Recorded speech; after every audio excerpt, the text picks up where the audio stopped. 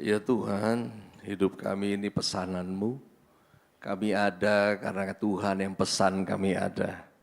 Karena itu harusnya seluruh perjalanan ini adalah memenuhi apa yang Tuhan pesan dalam hidup kami. Karena itu berbicaralah sekali lagi, karena firman-Mu yang mengarahkan setiap kami sampai pada apa yang Tuhan kehendaki itu jadi lewat kami masing-masing. Roh Kudus, tolong kami untuk kami boleh masuk dalam pemahaman pengertian seperti yang Tuhan kehendaki. Sehingga segala hal yang baik yang jadi sumber iman kami dari firman tidak terhambat pada kesempatan ini. Di dalam nama Yesus Kristus Tuhan yang sepakat, mari bersama katakan amin. Haleluya, silakan duduk. Shalom.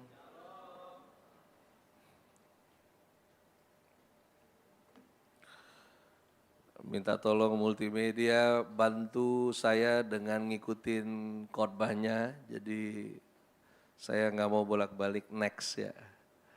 Ya, di follow aja, saya nyampein materinya. Pada kesempatan ini topiknya adalah point of view. Saya percaya kita belakangan ini pasti familiar dengan istilah POV. Ya. Anda yang nonton video singkat mau itu di berbagai aplikasi pasti ada POV. Dan point of view ini sebetulnya sudah lama di dalam dunia sinema, di mana sebuah film itu dibangun supaya dari cerita awalnya supaya membuat yang menontonnya itu memahami sesuai dengan apa yang pembuat film sajikan. Ya, walaupun nanti di endingnya Anda bisa tertipu karena ada yang namanya plot twist. Ya. Dari apa yang Anda lihat, Anda rasa dari gambar bergerak tersebut, lalu kemudian proses itu disebut dengan analisa dari pihak kita yang menonton. Tetapi framingnya itulah yang disebut dengan point of view. Nah, di dalam kita ngomongin Tuhan, saya pakai istilah itu ya, ngomongin Tuhan. Jadi sebetulnya ketika Anda berkata Tuhan itu baik, kita sedang berteologi. Ya, beranggapan Tuhan itu baik. Ketika kita katakan Allah itu kasih, kita juga berteologi bahwa Allah itu kasih. Nah, setiap kita percaya kepada Tuhan dan merespon lingkungan dan situasi kita masing-masing, itu sangat dipengaruhi oleh apa yang sebelumnya terjadi dan apa, biarin aja, saya nggak keganggu, nggak apa-apa, biarin aja. Ya. Dan pengaruh dari apa yang sudah kita alami, apa yang kita ketahui sebelumnya, maka itu akan menumbuhkan sesuatu yang disebut dengan presuposisi. Pernah dengar istilah ini? Ya. Presuposisi adalah anggapan awal. Nah, setiap orang itu dibentuk kemampuan analisanya untuk menilai sesuatu itu berdasarkan dari apa yang dia ketahui secara pengetahuan, dan yang paling kuat adalah dari apa yang dia rasakan dari pengalaman hidupnya.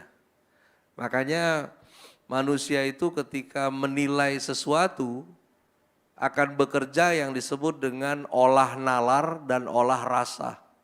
Ya. Nah, ketika itu bekerja sama, lalu kemudian Anda bisa menganalisa.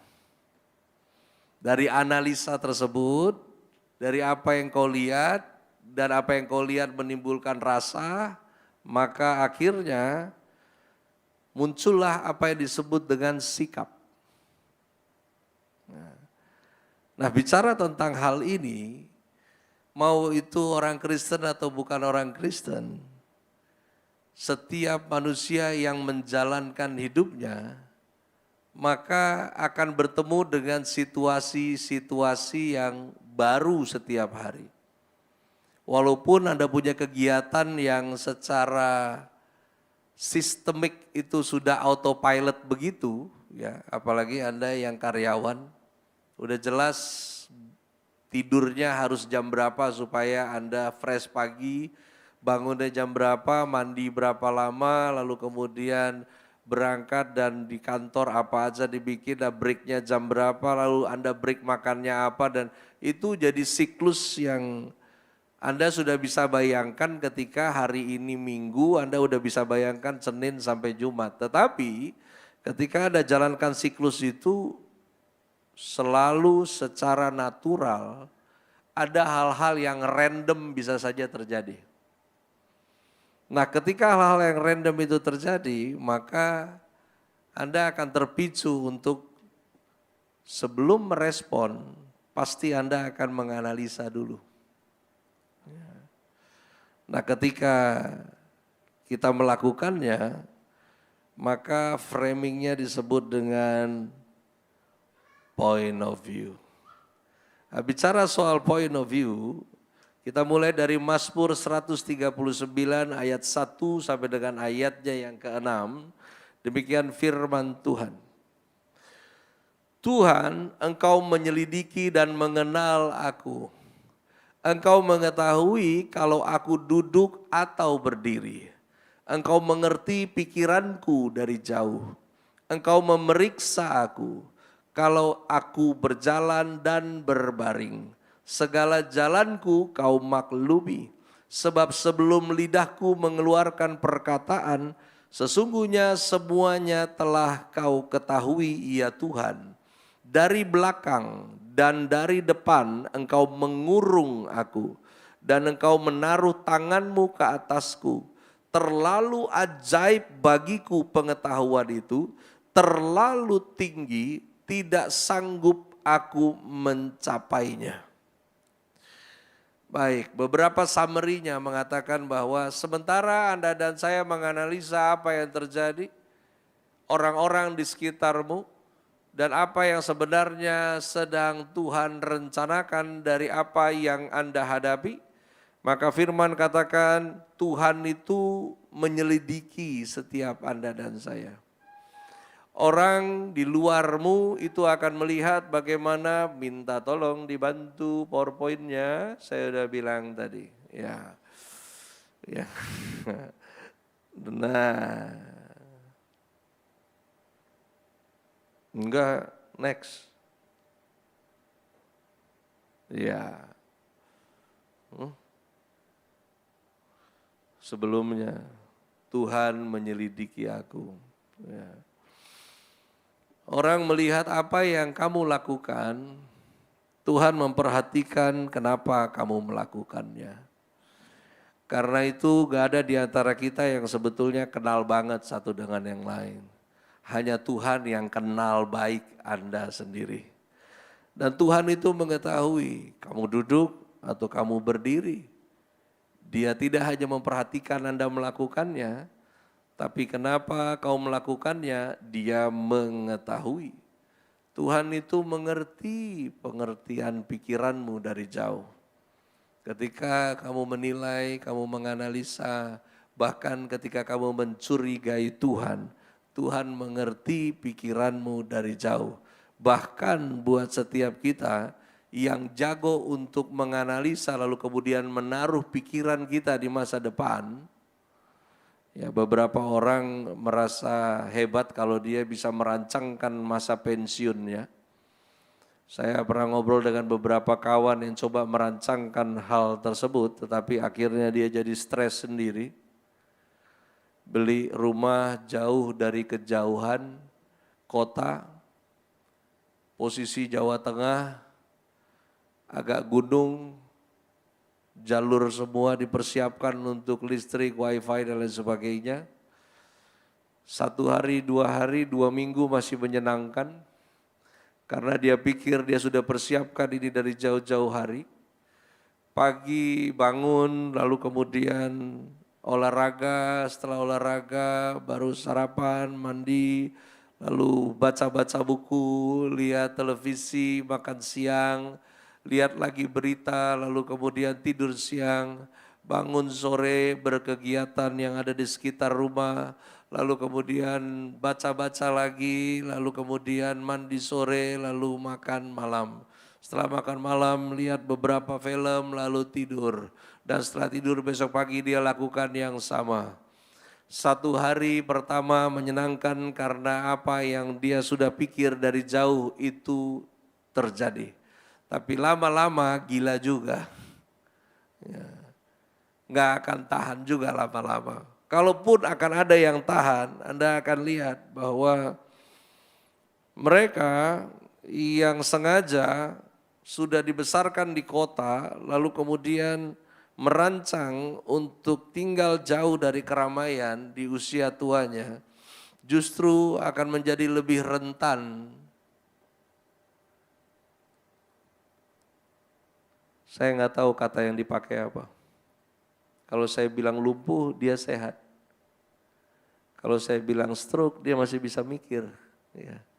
Tapi yang jelas dia akan menjadi lebih loyo dari yang seharusnya.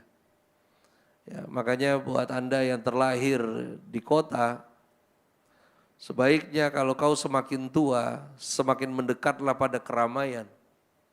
Ya. Saya pikir nanti kalau saya udah masuk di 70, lebih baik saya ada di apartemen yang nempel dengan mall. Tidak perlu belanja setiap hari, tapi minimal saya lihat manusia setiap hari. Lihat orang jalan, lihat orang bergerak, lihat ini, lihat itu. Daripada saya ada hanya setiap hari di desa dan lihat bebek jalan sini. Lihat anjing dan lama-lama saya bisa bahasa bebek dan bisa bahasa anjing. Ya. Bicara tentang hal ini, firman katakan Tuhan tuh periksa kamu kalau kamu berjalan. Tuhan periksa kamu kalau kamu berbaring. Dan setelah dia memeriksamu, Tuhan memaklumi kamu. Bahkan sebelum kamu mengeluarkan perkataan, semuanya Tuhan telah ketahui, tapi jangan pakai ini untuk konteksnya doa, karena ini tidak dipakai untuk konteks doa. Karena biasanya semakin seseorang dewasa, semakin sok tua di hadapan Tuhan, terbukti ketika dia doa makan, dia tidak ngomong apa-apa. Dia hanya diam dan yang paling kencang dia katakan adalah amin. Firman bilang dari belakang dan dari depan Tuhan kurung aku. Dia taruh tangannya ke atasku, lalu kemudian terlalu ajaib bagiku pengetahuan. Terlalu tinggi tidak sanggup aku mencapainya. Karena memang apa yang kau tahu tidak semuanya kau ketahui. Kalau apa yang Anda ngerti hari ini bukan berarti orang lain itu jadi bodoh. Kalau saya nggak keliru, saya sampaikan beberapa bulan yang lalu di sini tentang secondary burial.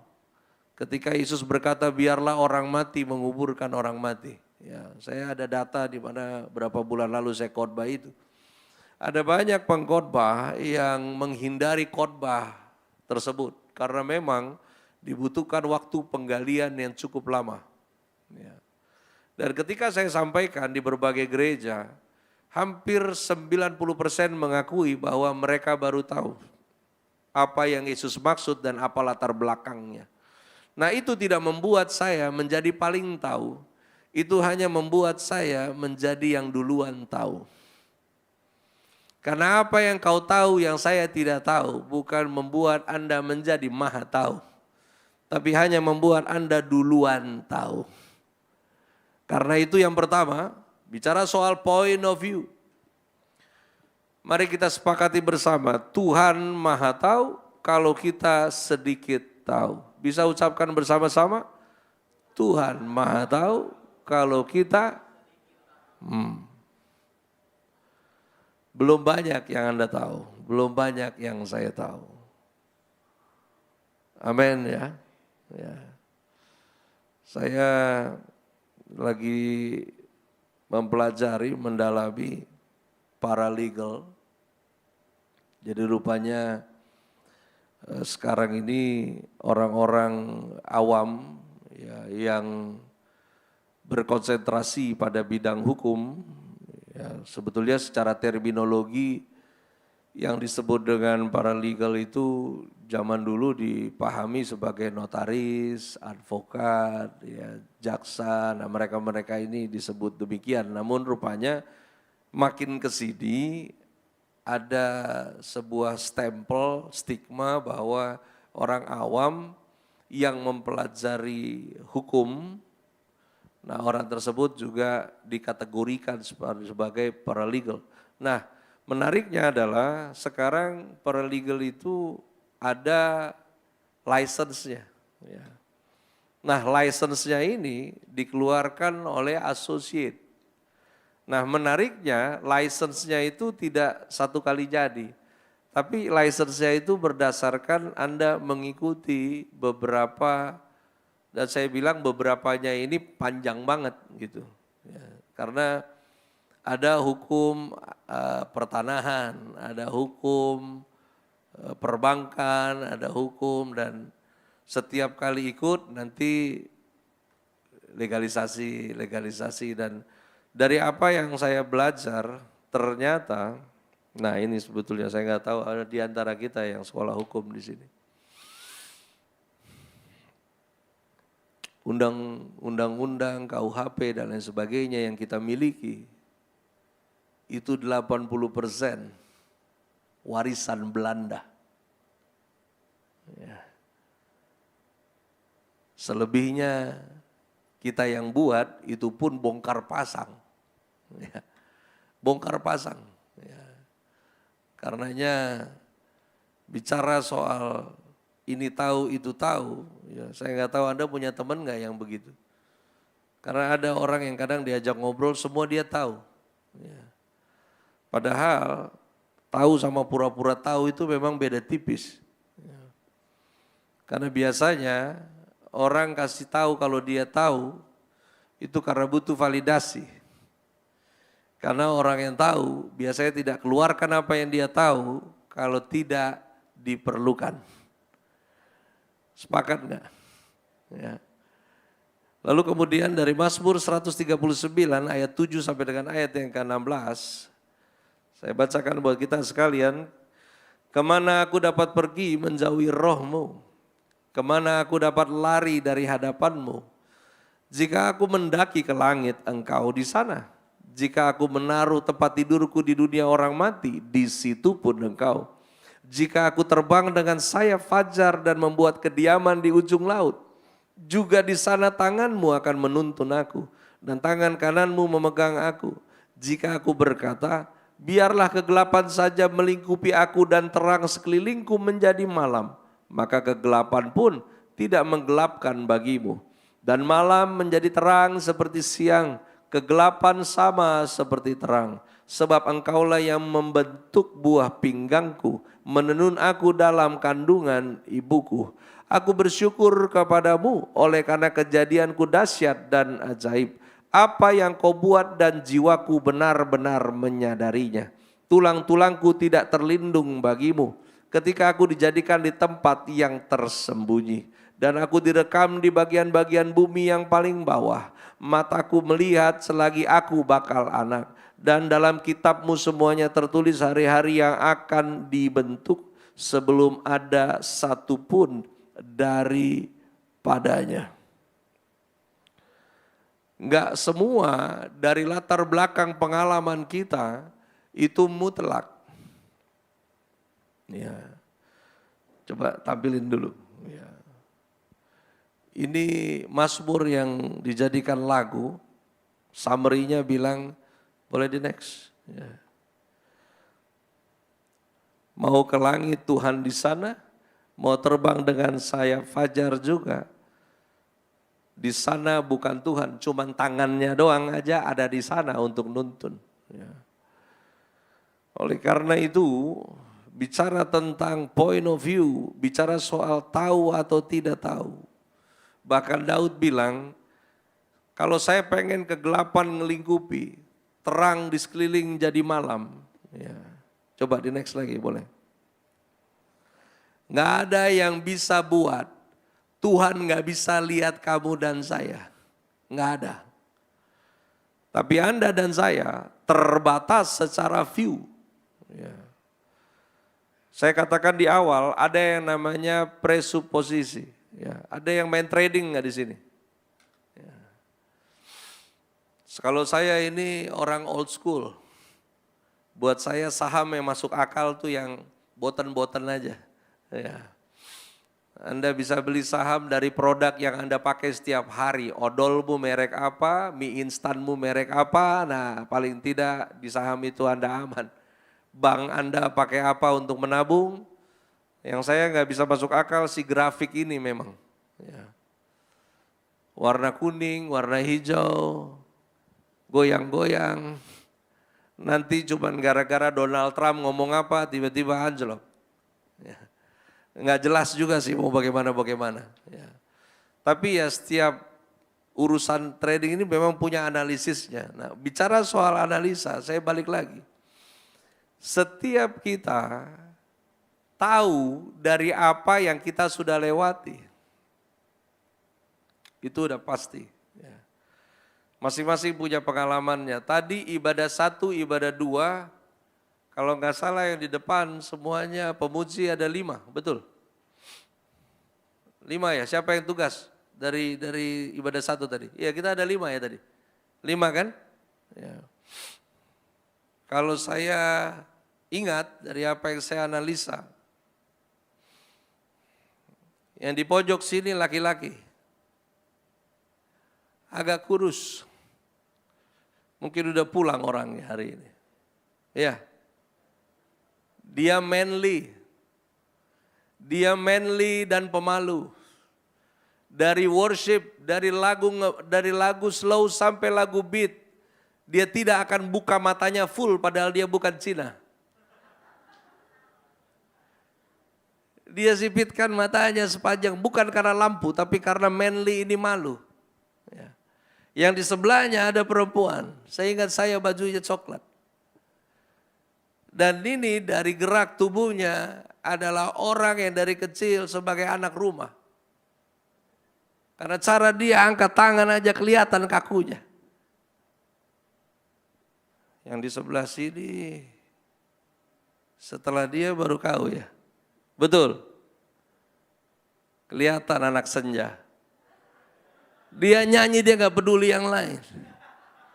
Ya. Di sebelah sini, itu perempuan,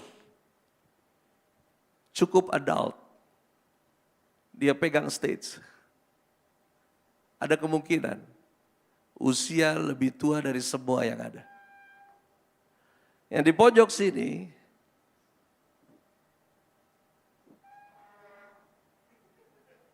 itu raja panggung.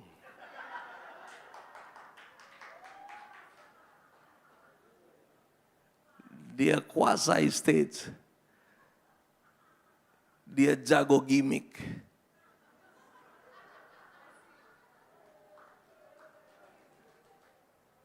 Analisa. Setiap orang bisa dari pengalaman. Sebagai atlet karateka, saya bisa cara orang berdiri. Saya bisa analisa. Dulu zamannya aktif, saya adalah karateka yang tidak menyenangkan ketika kami komite. Karena saya tidak suka bounce. Ya. Anda tahu bounce? Ya, bounce itu lompat-lompat. Saya kadang pening lihat yang begitu. Nggak tahu mau ngapain dia. Ya. Saya yang nggak pernah, itu pelatih biasanya sinpai semuanya langsung bounce. Ya, saya udah ngapain sih gitu. Saya lebih suka mikir untuk lihat, oke, ketika wasit bilang Hajime, itu langsung step. 1 kali, 2 kali bikin rubuh udah kasih nilai 3 ipong, selesai. Ya, terlalu lama. Tapi ada yang begitu. Sampai sabuknya melorot, ya kan? Entah apalah. Dari sana, saya terbentuk untuk menganalisa. Kalau di luar arena, orang yang berdiri selalu dengan kaki 1 di depan, biasanya punya basic bela diri. Kalau di ibadah juga kelihatan. Kalau kakinya terbuka, lihat ini. Kakinya terbuka, tapi telapaknya lurus ke depan. Ada kemungkinan dia bela diri. Tapi kalau terbuka dan semuanya keluar, biasanya bukan. Kecuali pengkor.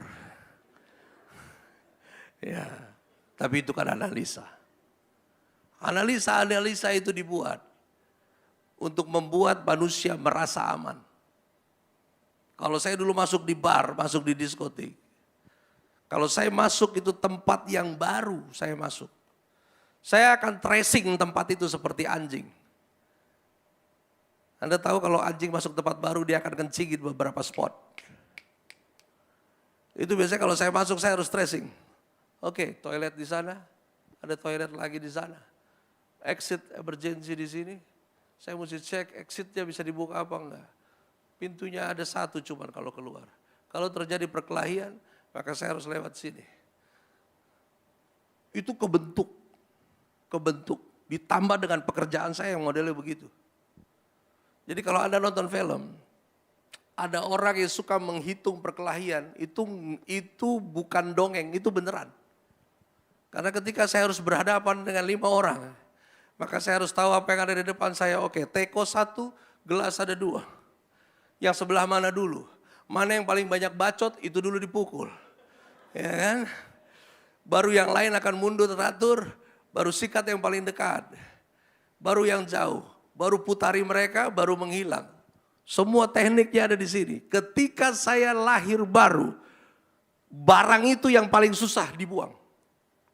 Analisa. Baca firman, hadapi kehidupan, analisa. Ini harusnya begini, tapi salah terus. Setelah lahir baru, point of view saya jadi goblok. Wah, nggak gini ternyata kejadiannya. Nggak begitu kejadiannya. Akhirnya seringkali saya mencurigai Tuhan atas apa yang terjadi. Poin yang kedua saya mau bilang begini. Tuhan itu maha tahu yang kita tidak ketahui. Kalau tadi yang pertama, Tuhan maha tahu, tapi kita sedikit tahu. Yang kedua ini lebih parah. Tuhan itu maha tahu, bahkan yang tidak kita ketahui. Mari ucapkan bersama-sama, Tuhan maha tahu, yang tidak kita ketahui. Semoga pelan-pelan itu menumbuhkan rasa aman di hatimu. Karena emang gak harus semuanya kamu tahu kok. Ya, terlalu banyak prediksi kita yang keliru. Tapi manusia kan suka itu kan. Anda bisa lihat zaman sekarang mereka yang masih suka nubuatan sebetulnya bukan nubuatan. Mereka suka ramalan.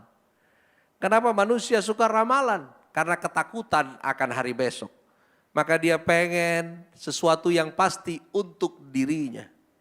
Padahal kepastian hanya ada kalau Anda dan saya menaruh harapan dan mengandalkan Tuhan. Nggak ada lain. Kalau situasi akan terjadi. Semua yang ditulis di dalam Alkitab masuk dalam penggenapannya di era di mana setiap manusia hidup dalam abad ke abad. Dunia ini akan hancur, langit baru dan bumi baru akan menggantikannya. Jadi Anda kalau bicara go green, nggak apa-apa, kamu juga jangan ngerusak bumi. Tapi apakah kau bisa buat bumi untuk tidak menjadi rusak? Tidak bisa, karena semua menuju kepada kehancurannya. Saya sebel kalau lagi di hotel, mau mandi lalu kemudian ada cantelan kertas dengan bahasa Inggris yang ditulis, kalau Anda mau terlibat di dalam menyelamatkan bumi, maka jangan minta ganti handuk ini untuk dicuci. Sembarangan lu. Gua nginep 3 malam kok lu gak mau nyuci, kan begitu. Ya, kecuali lu diskon gue punya handuk gak apa-apa. Ya, gimana sih? Ya. Mazmur 139 ayat 17 sampai 24. Dan bagiku betapa sulitnya pikiranmu ya Allah, betapa besar jumlahnya. Jika aku mau menghitungnya itu lebih banyak dari pasir. Apabila aku berhenti, masih saja aku bersama-sama engkau. Sekiranya engkau mematikan orang fasik ya Allah, sehingga menjauh daripadaku penumpah-penumpah darah yang berkata-kata dusta terhadap engkau dan melawan engkau dengan sia-sia. Masakan aku tidak membenci orang-orang yang membenci engkau ya Tuhan. Dan tidak merasa jemu kepada orang-orang yang bangkit melawan engkau. Aku sama sekali membenci mereka. Mereka menjadi musuhku. Akhirnya Daud nyerah. Daud bilang, selidikilah aku ya Allah, dan kenallah hatiku. Ujilah aku, dan kenallah pikiran-pikiranku. Lihatlah apakah jalanku serong, dan tuntunlah aku di jalan yang kekal. Coba boleh di next kita lihat summary-nya dulu. Pemazmur bilang, pikiran Allah itu sulit. Kalau mau dihitung, jumlahnya besar. Bahkan ketika kita berhenti hitung, masih terus berlanjut. Karena itu, bolehkah manusia berpikir? Berpikirlah, karena itu kehormatan. Tuhan beri engkau enggak sekedar otak, tapi otak yang bisa dipakai namanya mikir. Karena enggak semua yang punya otak mikir. Ya. Buat kamu para pria, ketika dia memimpin keluarga, dia effort dari pertama dia nikah sampai 100 tahun pernikahannya, dia akan tetap effort. Memastikan semua cukup, memastikan semua aman. Jangan kau pikir pria dengan iman yang besar adalah pria yang effortless. Enggak. Itu berarti enggak yakin dia kalau dia pria. Karena laki-laki pasti pikirkan orang-orang yang dia lindungi. Cukup enggak? Bisa enggak ini?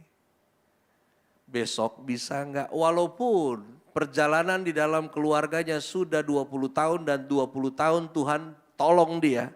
Masuk ke tahun 21 pasti laki-laki masih mikir. Bisa enggak ini? Nyampe enggak? Makanya kau lihat deh. Tidak ada bapak-bapak yang happy luar biasa excited setiap perpindahan tahun. Ya, tahun baru nggak ada. Karena ketika itu mau switch, dia mikir lagi yang baru. Anda nggak lihat buktinya ini. Ya. Tapi itu natural, nggak apa-apa Pak. Itu kehormatan laki-laki, mikir. Karena laki-laki yang terhormat, mikir. Laki-laki yang tidak tahu bisa aja, punya pohon duit kali. Ya. Itu mereka oke gitu duduk sama saya ngobrol dan nggak ada. Tapi saya lihat kalau yang di sana gitu nanti bisa ada yang pura-pura pamit kencing terus nggak balik lagi. Ya. Sekali waktu saya tanya mereka panggil saya opa. Saya bilang kenapa sih lu kalau si om yang itu, si om yang itu gitu. Lu pada kabur gitu ngilang ya. Mereka bilang gini, kita tuh bisa duduk lama dengan opa itu karena opa suka banyak tanya ke kita. Ya. Saya nggak muda lagi. Ya. Saya berteman dengan orang yang usia anak-anak saya. Anak saya paling besar 36 tahun. Ya. Paling kecil 29. Ya. Ya, tahun ini 29 ya kalau nggak keliru ini.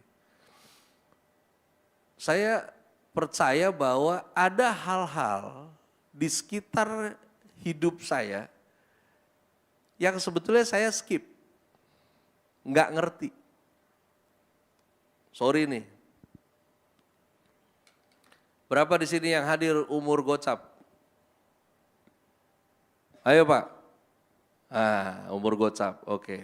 Lu anak muda boleh tes ke yang umur-umur gocap. Tanya ke mereka soal skena. Tanya ke mereka kenal Enau enggak? skip. Ya. Mungkin nggak penting dianggap, ya. Tapi kan nggak ada informasi nggak penting juga. Sekedar tahu. Ya. Bahkan mungkin istilah-istilah yang lebih jahat, sinte, narkotika dengan nama-nama yang baru, yang cuman yang muda-muda yang tahu. Ketika anak muda bercanda soal micet, yang baru gocap apa? Micet teh naon?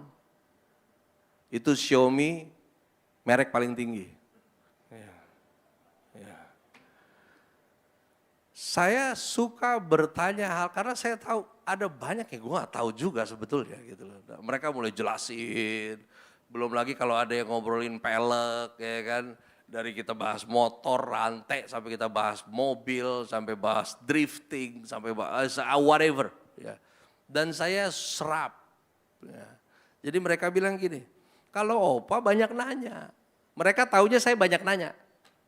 Padahal mereka nggak tahu gue lagi sedot informasinya. Ya. Nah menurut mereka yang tua-tua lain, yang tua-tua bangka itu. Ya. Jadi tolong bapak-bapak, Anda ketahuan bangka atau tidak, itu kalau lu ujuk-ujuk nggak tahu ada apa-apa, tiba-tiba lu kasih nasihat.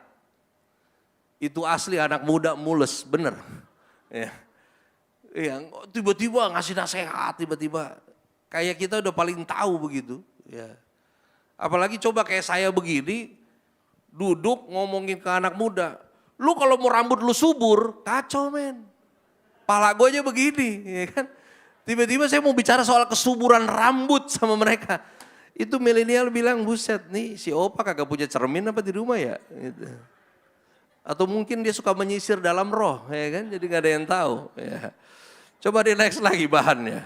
Sekiranya engkau mematikan orang fasik ya Allah sehingga menjauh daripadaku. Mazmur bilang,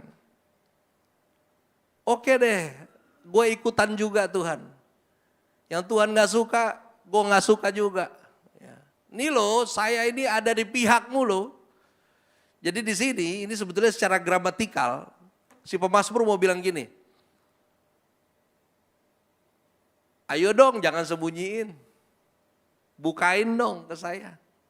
Apa yang sebenarnya sedang terjadi ini, aku di pihakmu kok Tuhan. Gitu.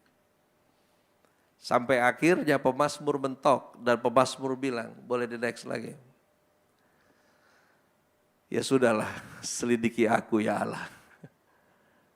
Kenalah hatiku, ujilah aku, kenalah pikiranku, lihat apa jalanku serong. Tuntunlah aku di jalan yang kekal. Di akhir dari point of view yang saya mau sampaikan yang ketiga. Akhirnya setiap Anda dan saya harus menyerah bahwa yang maha tahu cuma Tuhan. Kalau sudah tahu sedikit, berarti Anda banyak tidak tahu. Kalau sampai Anda tidak tahu apa yang Tuhan tahu, berarti mutlak Dia maha tahu. Kalau hari ini kau tahu dan mengakuinya, harusnya mau dituntun sama yang maha tahu. Amin ya. Katanya 2026 kita mau ada pandemi lagi. Itu informasinya. Ya. Banyak orang sekarang juga tahan uang untuk beli sesuatu. Yang dagang properti, rumahnya banyak dibikin, yang beli nggak banyak. Ya. Mau bicara otomotif sama. Orang ketakutan tapi apa yang ditakutkan nggak ngerti juga. Ya. Seolah semuanya berjalan dengan baik, tapi kok ada yang yakin, ada yang tidak.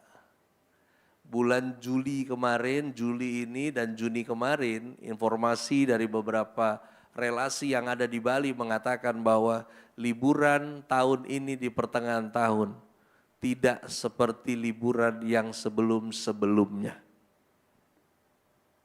Bisa dimasukkan kategori sepi. Ya. Berarti perputarannya tidak banyak. Saya nggak tahu apa yang ada surprise lagi di 2026. Bulan depan, segala bulan dengan aneka nama berakhir. Maka kita akan masuk di ber. Kalau sudah itu berarti siap ending. Nggak ada yang tahu. Tapi yang saya tahu, saya dan beberapa orang di sini sudah melewati banyak hal. Betul ya Pak? Sudah ngalamin telepon yang diputar, yang baliknya lama. 1, 2, kita udah ngelewatin itu. Ya, angkatan kami ini udah ngelewatin yang namanya telepon pencet. Dan supaya tidak dimainin sama anak-anak nelpon sembarangan, maka keluarlah pedagang akrilik untuk bikin gembok telepon. Tapi itu pun berhasil dibobol oleh kami. Caranya adalah tempat tuh taruh gagang telepon, itu ada 2 yang muncul. Itu tinggal ditekan bersamaan sesuai dengan angka. Jadi kalau kau mau awali angka 7 pertama telepon, kau harus tekan dia dengan cepat. 1, 2, 3, 4, 5, 6, 7, angka 7 itu. 72, 2. 37, tuh 23. Tuh 3, 4, 5, 6, 7, itu musim, dan itu nyambung. Memang karunia maling menyertai. Ya kan? Ya. Udah selesai telepon pencet-pencet, adalah keluar wireless. Ya. Baru produk yang lain keluar, ada kartu telepon. Dulu pintu tol itu adalah tempat tukar duit terbaik di muka bumi Indonesia. Karena tidak ada yang bisa bilang tidak ada kembaliannya Pak, tidak boleh. Kalau enggak dia bikin macet. Kami lewati itu. Saya ngerasain beli bensin harganya 450 perak. Ya, semua kami lewati banyak hal. Kisah-kisah Tanjung Priuk, politik, 98, rush, tiba-tiba dolar melambung. Ada yang jadi kere, ada yang mendadak kaya, ada banyak hal. Kalau mungkin semua secara rata di sini kita lewati pandemi. Nggak jelas pandemi itu. Tapi ini yang saya tahu jelas. Tuhan pelihara Anda sampai Anda kelebihan berat badan.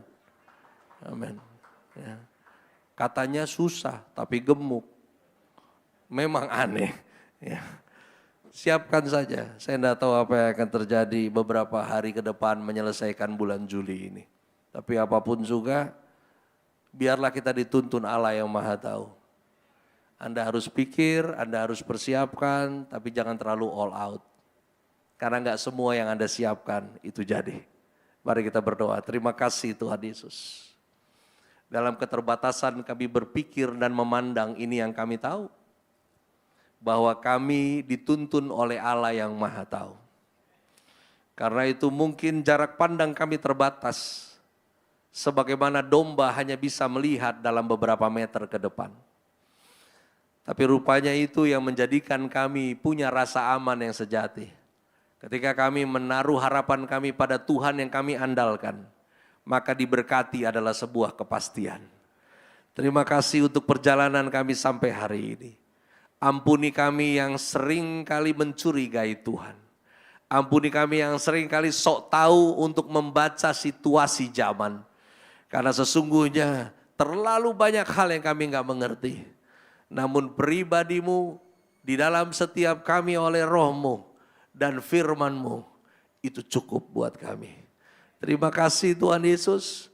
Kami percaya ketika kami mau dituntun oleh Allah yang Maha Tahu, maka kami boleh tetap berkemenangan sampai akhirnya. Dan Tuhan dimuliakan dan kami tidak kehilangan janji Tuhan. Yang sepakat mari bersama katakan amin. Beri tepuk tangan buat Tuhan Yesus.